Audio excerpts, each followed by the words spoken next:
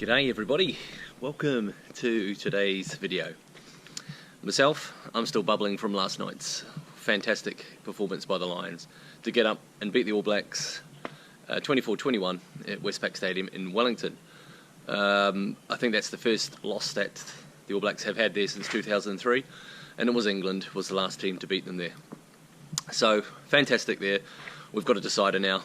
It's 1-1, we're off to Eden Park, Fortress Eden Park, but hey, you never know. Those things can be rewritten, and hopefully we're going to have a cracker of a game. Right, so this video is about last night's game. I've done two videos last night of actually the first half and the second half, but this one is going to be about all the aspects of what happened last night. So firstly, we'll touch upon the referee.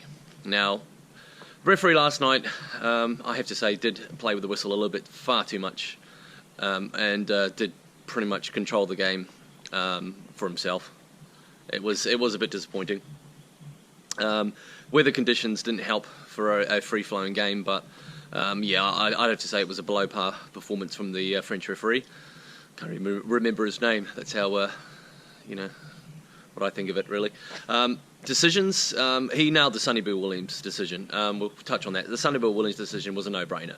If you yellow card that, my view is if you yellow card that, then what warrants a red card? What, pretty much knocking someone out, breaking someone's arm, you know, breaking someone's leg? What warrants a red card? If you don't red card that, then yeah, the bar sets pretty high. So that he got that right. He got that completely and utterly right on that one. Sonny Williams, as I've posted in the past, I don't like the guy. I think he's pretty much a show pony and a bit of a thug, shown at his days at Canterbury Bulldogs. That all he is known for his shoulder tackling, shoulder hits, and well, you either like him or you don't, and I don't like him. I just can't stand the guy, and hopefully that will be the last time he puts on a black jersey. If any luck, put comments down what you think of that one, and that's not just a bias call. I'm sorry, I just do not like the guy. Do not like the guy at all. So yeah, fair result, and yeah, still had time to have a quick argue before he got sent off. So, you know, what's he going to do? So referee got that right. The yellow card on Vunipola, yes, I think that warranted a yellow card, but you know, the manner of the late hit, because Farrell got late hit as well, and they didn't even look at that. So, you know, be consistent. So the consistency on his behalf was pretty poor. He missed a knock-on from the Lions at a kick-off, which led to a Lions penalty. Again, he missed that. So yeah, so I think overall a very below-par performance from the referee. My opinion. Again, please comment and say what you think of that. But I think it was a below performance. From the referee. The weather was a winner last night. It was pretty miserable. Did benefit the Lions, I think, and it slowed the All Blacks down. So yeah, I have to say on that performance from Mother Nature, yeah, she sort of pretty much won the night, I'd say. But what do you think? You know, with the weather, did it help the All Blacks? Did it help the Lions?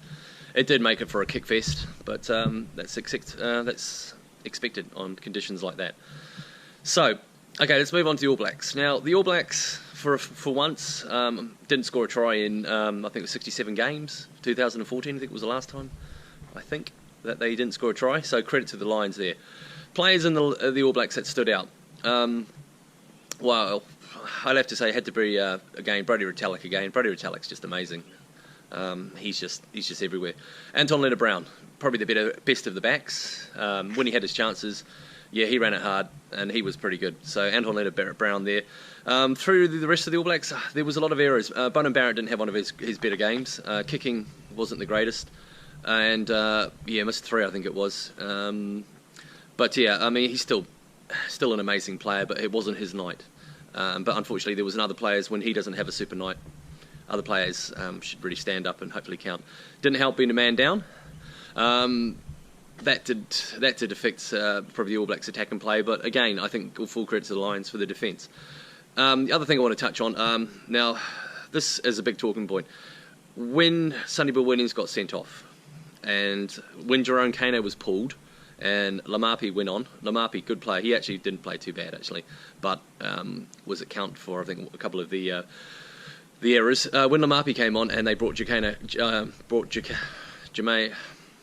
Kano off, I have to admit, I sat there with my open mouth thinking, are you serious? You do not take off a forward for a back for a place. Just because the back goes off. Probably one of the biggest decisions of the match. That one after the Sonny Bill Williams sending off, I couldn't work that one out. So that was a very, to me, bad call from Gatlin. I think he got that one wrong. And on the end of the night with the loss, it shows. So yeah, the All Blacks attack wasn't the greatest last night because, again, they were a man down. The Lions kept them in it with the penalty count, I think. It showed you when the Lions did put Kath Razors together, which we'll touch on the Lions in a minute. So yeah, a very below performance from the All Blacks last night, and I know they'll be the first to admit that.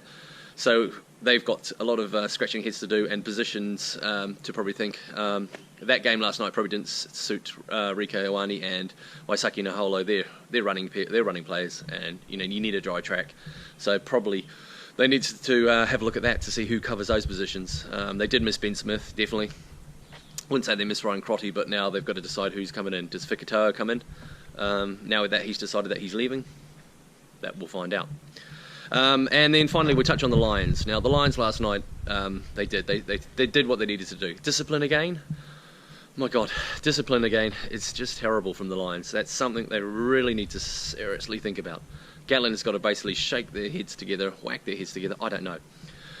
For example, Myron Itoje, probably one of the better players at the whole game, I have to say.